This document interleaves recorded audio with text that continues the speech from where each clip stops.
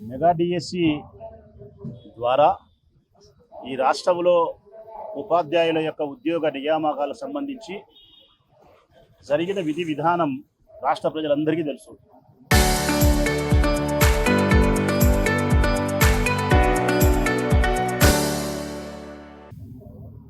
ఏ విధంగా ఈ నియామకం జరిగింది అంటే, మెరిట్ లిస్ట్ ప్రకారం ఉద్యోగాలు రాలే ప్రజలారా, మనీ లిస్ట్ ప్రకారం ఉద్యోగాలు వస్తున్నాయి. మెరిట్ లిస్ట్ ప్రకారం ఉద్యోగాలు రాలే, మనీ లిస్ట్ ప్రకారం. ఈ సందర్భంలో ఈ రాష్ట్రంలో ఇంత అప్రజాస్వామిక విధి విధానానికి చంద్రబాబు నాయుడు ప్రయత్నించి పనిచేస్తూ ఉన్న తరుణంలో ఆత్మవంచన చేసుకొని, నా ఆంధ్రప్రదేశ్ రాష్ట్రం చాలా గొప్పది, ప్రజాస్వామ్యంలో ఉన్నతమైందని చెప్పి నేను ఆత్మవంచన చేసుకొని చెప్పలేను. చంద్రబాబు నాయుడు గారి నేతృత్వంలో ఈ రాష్ట్రంలో ప్రజాస్వామ్యం అత్యంత బలహీనంగా ఉంది. ఈ దేశంలోనే అత్యంత బలహీనమైన రాష్ట్రం ఆంధ్రప్రదేశ్ ఉంటుంది ప్రజాస్వామ్యాన్ని పరిరక్షించడంలో. అందుకే ఆత్మవంచన చేసుకోలేను. లేదు, ఒకనాడు ఈ రాష్ట్రాన్ని అన్నపూర్ణని మీరు ఎవరైనా పోలిస్తే దాన్ని కూడా నా వ్యక్తిగతంగా ఈనాడు అంగీకరించలేను. నాడు ఏమన్నా అన్నపూర్ణను కావచ్చేమో కానీ నేడు ఆకలి కేకలతో ఆక్రందన చేస్తూ ఉండే రాష్ట్రం ఆంధ్ర రాష్ట్రం. ఇది వైఎస్ఆర్ కాంగ్రెస్ పార్టీది బాధ్యత మాత్రమే. యువతలారా, యువకులారా, మెగా డిఎస్సిలో ఎవరైతే పాల్గొన్నారో ఆ యువకులందరినీ కూడా నేను ఆహ్వానిస్తా ఉన్నా. వైఎస్ఆర్ కాంగ్రెస్ పార్టీది బాధ్యత, కానీ భవిష్యత్ యువతది. మీ భవిష్యత్తును బంగారుమయం చేసుకునేదానికి, మీ భవిష్యత్తును అందంగా తయారు చేసుకునేదానికి నేడు ధర్మయుద్ధం చేయాల్సిన అవసరం యువతకు ఉంది. వైఎస్ఆర్ కాంగ్రెస్ పార్టీ మీరు యుద్ధానికి సిద్ధమైన తర్వాత, క్షేత్రస్థాయిలో ధర్మయుద్ధానికి మీరు సిద్ధమైన తర్వాత, వైఎస్ఆర్ కాంగ్రెస్ పార్టీకి సంబంధించినటువంటి ప్రతి కార్యకర్త దగ్గర నుంచి జగన్మోహన్ రెడ్డి వరకు మా పిల్లల యొక్క భవిష్యత్తు కోసం బలిదానాలకు కూడా మేము సిద్ధం ఉన్నామని చెప్పి ఈ సందర్భంగా యువకులకు సవినయంగా విజ్ఞప్తి చేస్తా ఉన్నా. జగన్మోహన్ రెడ్డి గారి నాయకత్వంలో మేము చేయబోతా ఉన్నటువంటి మెగా డిఎస్సికి సంబంధించి ఏదైతే సిబిఐ విచారణ చేయాలంటున్నామో, ఏదైతే ఈ పరీక్షను రద్దు చేసి మళ్ళీ కొత్తగా జరపాలంటున్నామో, ఏదైతే తప్పు చేసిన అధికారులపైన చర్యలు తీసుకోవాలని చెప్తా ఉన్నామో, మెరిట్ లిస్టు ప్రకారం ఉద్యోగాలు రావాలని మేము ఆకాంక్షిస్తున్నామో, ఆ ఆకాంక్షలు నెరవేర్చడం కోసం, మా పిల్లల భవిష్యత్తు కోసం బలిదానాలకు కూడా వైఎస్ఆర్ కాంగ్రెస్ పార్టీ సంసిద్ధమైనప్పుడు తప్పనిసరిగా ఈ కార్యక్రమంలో యువత రావాలని చెప్పి నేను కోరుకుంటా ఉన్నా. మీరు అనుకోవచ్చు, హస్తినలో నాడు జరిగింది కదా వారం కిందటని చెప్పి. హస్తిన వేరు యువతలారా, ఇది అమరావతి. ఇది హస్తిన కాదు, ఇది అమరావతి. హస్తిన చాలా తొందరగా కళ్ళు తెరిచింది. జరిగిన పొరపాటుకు, జరిగిన అప్రజాస్వామిక విధానానికి త్వరగా కళ్ళు తెరిచింది హస్తిన. అమరావతిలో ఆ త్వరగా కళ్ళు తెరిచే నైజం లేదు. చంద్రబాబు నాయుడుకు ఉండేది అహంకారము, అధికార జూలము.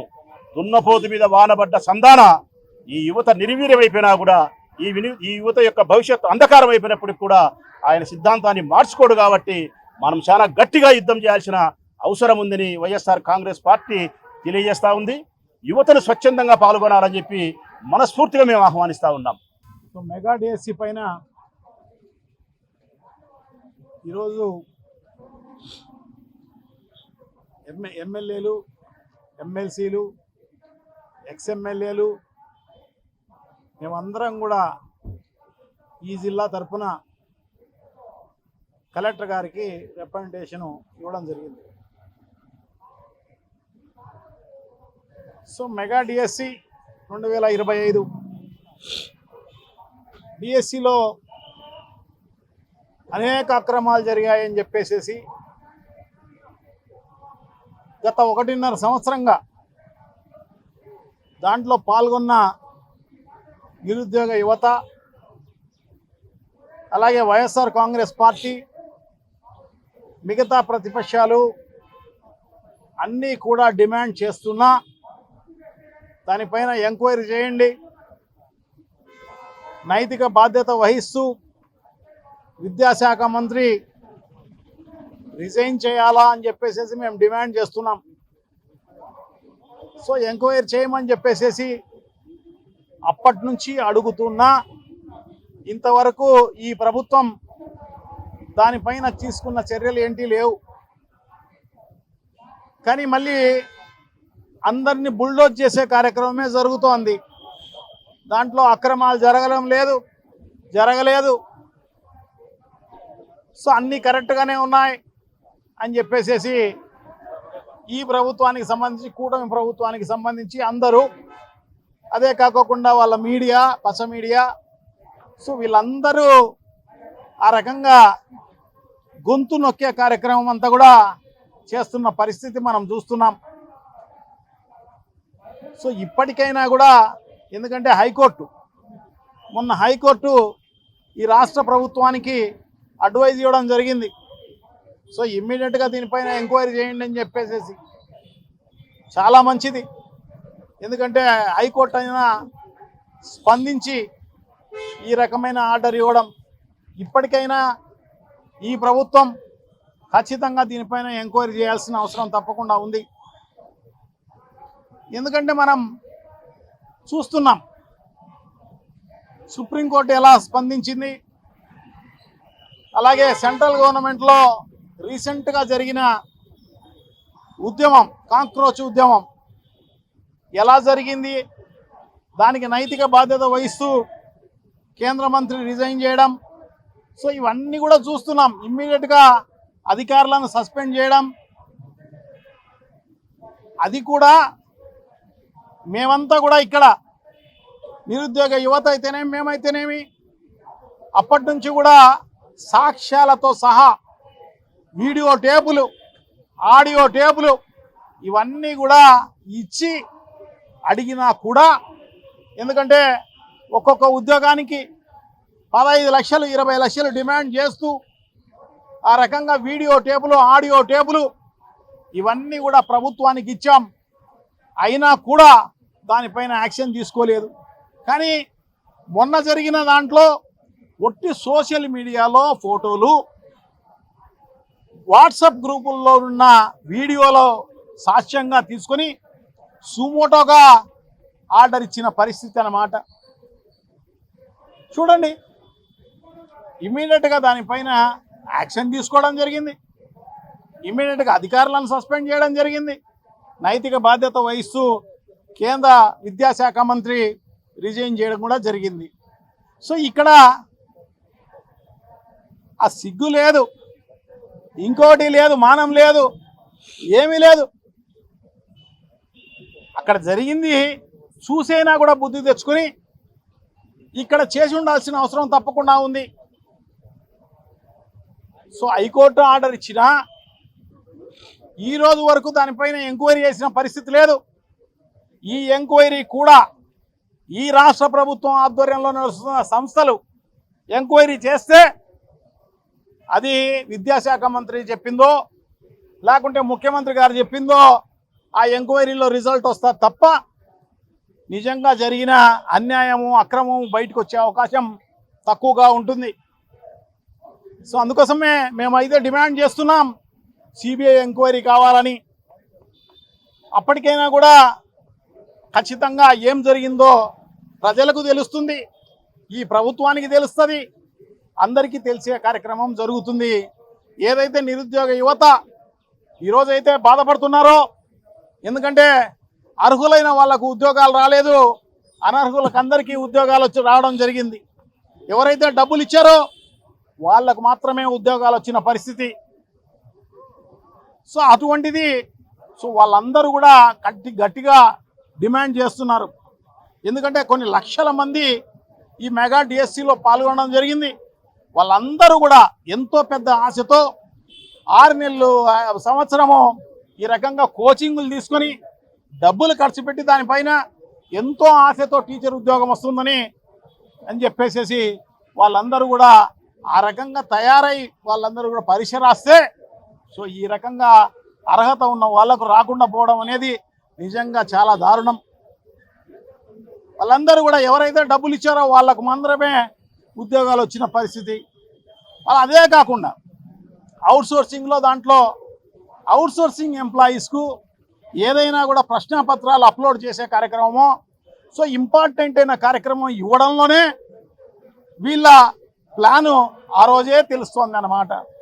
నోటిఫికేషన్కు ముందే ఈ రకమైన ప్లాన్ తోటి వాళ్ళందరూ తన బినామీలకు లేకుంటే డబ్బులు కమ్ముకునేదానికో మొత్తం పైన ఉద్యోగాలన్నీ అమ్మేసే కార్యక్రమంలో భాగంగానే ఇవన్నీ కూడా చేసిన పరిస్థితి.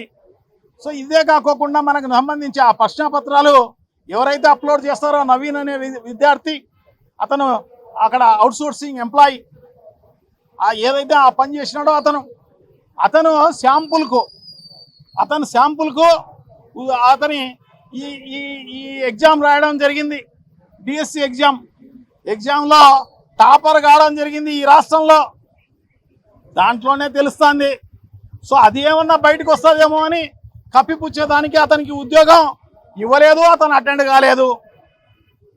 దాన్ని అక్కడికక్కడే సప్రెస్ చేయాలన్న ఉద్దేశంతో ఆ రకంగా చేసిన పరిస్థితి. సో ఇది ఎవరికైనా కూడా కళ్ళకు కట్టినట్టుగా కనపడుతోంది మరి. సో అటువంటిది ఈరోజు ఇంత దారుణంగా నిజంగా నిరుద్యోగ యువత అంతా కూడా ఎంత బాధతో, ఎంత ఉద్వేగంతో వాళ్ళందరూ ఉన్న పరిస్థితి తెలుస్తుంది అన్నమాట. సో వాళ్ళందరికీ ఛాన్స్ ఇస్తే డెఫినెట్గా అందరికీ చొక్కాలు పట్టుకునే కార్యక్రమం చేస్తారు ఈ కూటమి ప్రభుత్వానికి సంబంధించిన అధికారులను, తర్వాత ఎవరైతే దీని వెనకలు ఉన్నారో వాళ్ళందరినీ మాట. ఎందుకంటే అవుట్సోర్సింగ్ ఎంప్లాయీకి అంత ధైర్యం ఉండదన్నమాట ప్రశ్నాపత్రం లీక్ చేసే కార్యక్రమం. సో అది వెనక ఎవరైతే బడాబాబులు ఉన్నారో వాళ్ళందరూ కూడా బయటికి రావాల్సిన అవసరం తప్పకుండా ఉంది. సో ఆ ప్రశ్నాపత్రాల లీకుల వల్ల మొత్తం ఎవరికి ప్రశ్నాపత్రం దొరికిందో వాళ్ళందరూ కూడా ఈరోజు ఉద్యోగాలు రావడం జరిగింది. ఇదే కాదు, దీనికి పరాకాష్ట, దీనికి సంబంధించి స్పోర్ట్స్ కోటాలో ఇది పరాకాష్ట అన్నమాట. ప్రశ్నాపత్రాలు లీక్ అనేది ఒకటి, అదే కాకోకుండా ఇది స్పోర్ట్స్ కోటాకు సంబంధించి చాలా దారుణం. దాంట్లో బ్రిడ్జ్ అనే ఆట కూడా దాన్ని కొత్తగా జీవో కొత్తగా ఇచ్చి దాన్ని కూడా స్పోర్ట్స్ కోటా కింద ఇచ్చేదానికి, ఉద్యోగం ఇచ్చేదానికి అది కూడా చేయడం జరిగింది. ఇప్పుడు గూగుల్లో కొడితే మనకు కూడా తెలుస్తుంది బ్రిడ్జ్ ఆట ఏంది అనేది. ప్యాకాట అన్నమాట, అది మీకే తెలుస్తుంది. ఇప్పుడు మీరు కొట్టినా కూడా తెలుస్తుంది బ్రిడ్జ్ ఆట ఏంది అని చెప్పేసి. నలుగురు ఆడొచ్చు ప్యాకాట. సో దాంట్లో గెలిచినా కూడా ఇక్కడ ఉద్యోగాలు వచ్చే కార్యక్రమం జరుగుతాయన్నమాట. సో దానివల్ల తెలుస్తుంది అన్నమాట మనకు. అదే కాకోకుండా వీళ్ళు ఏదో నేషనల్స్ ఆడో ఇంటర్నేషనల్ ఆడో లేకోకుండా ఉంటే కనీసం రాష్ట్ర స్థాయిలో ఆడిన వాళ్లకు, అవార్డులు వచ్చిన వాళ్ళకు ఉద్యోగాలు రాలే వాళ్ళకు. ఏదో షాపు వాళ్ళు సర్టిఫికెట్ ఇస్తే వాళ్ళు ఆ డిఎస్సి ఎగ్జామ్ రాయాల్సిన పని లేదు, ఇంకోటి రాయాల్సిన పని లేదు. ఈ సర్టిఫికెట్ చూసి ఉద్యోగాలు ఇచ్చిన పరిస్థితి. షాపులో ఎవరున్నారు? కూనా రవికుమారుడు ఒక ఆయన మెంబరు, అలాగే నాని ఆయన దాని ప్రెసిడెంట్ ఏమో, షాప్ చైర్మన్. సో ఈ రకంగా వీళ్ళు ఇచ్చిన సర్టిఫికెట్లను బేస్ చేసుకొని ఉద్యోగాలు ఇచ్చిన పరిస్థితి అన్నమాట. సో ఇంత దారుణాలు జరుగుతున్నా ఇవన్నీ ఎవిడెన్స్తో చూపించినా దానిపైన యాక్షన్ ఉన్న పరిస్థితి లేదు. సో అందుకోసమే ఖచ్చితంగా వైఎస్ఆర్ కాంగ్రెస్ పార్టీ డిమాండ్ చేస్తోంది. సో తప్పకుండా ఇవన్నీ కూడా ఏదైతే మెగా డిఎస్సి జరిగిందో దాన్ని రద్దు చేయాల్సిన అవసరం తప్పకుండా ఉంది. కొత్తగా మెగా డిఎస్సి జరపాల్సిన అవసరం తప్పకుండా ఉంది. అది కూడా కేంద్ర ప్రభుత్వం ఆధ్వర్యంలో నిన్న పార్లమెంట్లో బిల్లు పాస్ చేసిన దాంట్లో ఉన్న విధంగా వాళ్ళ ఆధ్వర్యంలో జరపాల్సిన అవసరం తప్పకుండా ఉంది. సో అట్లా జరిపి ఎంతమందికి అయితే ఇప్పుడు 16,000 ఉద్యోగాలకే నోటిఫికేషన్ ఇవ్వడం జరిగింది. వీళ్ళు ఎలక్షన్స్లో మేనిఫెస్టోలో మెగా డిఎస్సి అని చెప్పేసి అనౌన్స్ చేయడం జరిగింది. దాదాపు 56,000 ఉద్యోగాలు, టీచర్ ఉద్యోగాలు ఉన్నాయి, అవన్నీ కూడా పూర్తి చేస్తాము అని చెప్పేసి చెప్పిన పరిస్థితి అన్నమాట ఎలక్షన్స్లో. కానీ 16,000కు మాత్రమే ఇవ్వడం జరిగింది. సో ఇంకా ఏదైతే ఖాళీలు ఉన్నాయో అవి కూడా కలిపి, ఇవి కూడా కలిపి దానికి సంబంధించి డిఎస్సి నోటిఫికేషను ఇవ్వాల్సిన అవసరం తప్పకుండా ఉంది. అర్హత కలిగిన వాళ్లకు ఖచ్చితంగా ఉద్యోగాలు రావాల్సిన అవసరం తప్పకుండా ఉంది అని చెప్పి తెలియజేసుకుంటున్నాం. సో అందుకోసమే దీనికి ఈ ఉద్యమాన్ని కొనసాగింపుగా, ఎందుకంటే మొన్న జిల్లా వ్యాప్తంగా ఉద్యమం చేయడం జరిగింది. సో ఇప్పుడు నియోజకవర్గ స్థాయిలో ఉద్యమం చేసే కార్యక్రమం వైఎస్ఆర్ కాంగ్రెస్ పార్టీ చేపడుతోందని చెప్పేసి తెలియజేసుకుంటున్నాం అన్నమాట. సో ఇప్పటికైనా కూడా ఈ విద్యార్థులు అయితేనేమి, యువత అయితేనేమి ఈ కార్యక్రమాలు అన్ని దానిలలో పెద్ద ఎత్తున దానిలో పాల్గొనాల్సిన అవసరం తప్పకుండా ఉంది. విజయవంతం చేయాల్సిన అవసరం తప్పకుండా ఉంది. ఈ ప్రభుత్వాన్ని క్వశ్చన్ చేయాల్సిన అవసరం తప్పకుండా ఉంది. ఈ ప్రభుత్వంలో ఉన్న అధికారులను అయితేనేమి ఈ ప్రభుత్వంలో పనిచేస్తున్న ప్రజాప్రతినిధులకు చొక్కా పట్టాల్సిన అవసరం తప్పకుండా ఉంది. సో అవన్నీ కూడా ఖచ్చితంగా మనం చేయగలిగినప్పుడు మాత్రమే మనం అనుకున్న రిజల్ట్ వచ్చే కార్యక్రమం జరుగుతుంది.